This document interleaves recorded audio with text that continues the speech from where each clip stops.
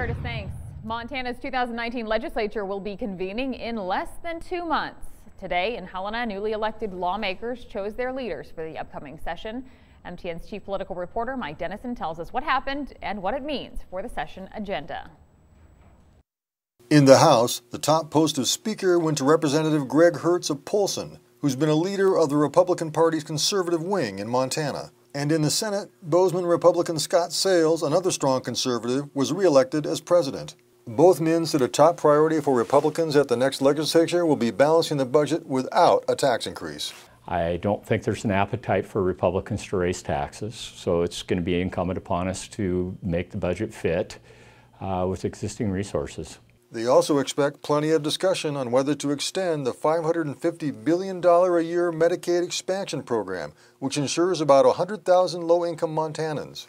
It's set to expire in June. Voters last week turned down a ballot measure to extend the program and fund the state's share of the cost with higher tobacco taxes. When asked if he supports an extension, Hertz was non-committal. We're going to have an open mind and look at these policies and make sure we protect the most vulnerable people of Montana. There's a lot of ideas on the table. I hate to speculate on any of them at this point in time.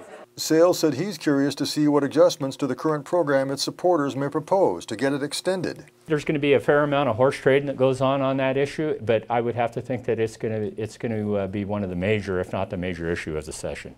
Minority Democrats made it clear extending Medicaid expansion is one of their top priorities. But we got to find a way to protect 100,000 people from being kicked off their health insurance. Montanans decided that 185 might not have been the way to go, but nobody decided that we should kick those folks off. Schreiner said Democrats also want to restore some budget cuts made last year to fund programs for the disabled and other low-income citizens. Democratic Governor Steve Bullock comes out with his proposed two-year budget on Thursday. Also on the table is a possible change in House rules that could limit the power of the GOP majority and make it easier to pass certain bills.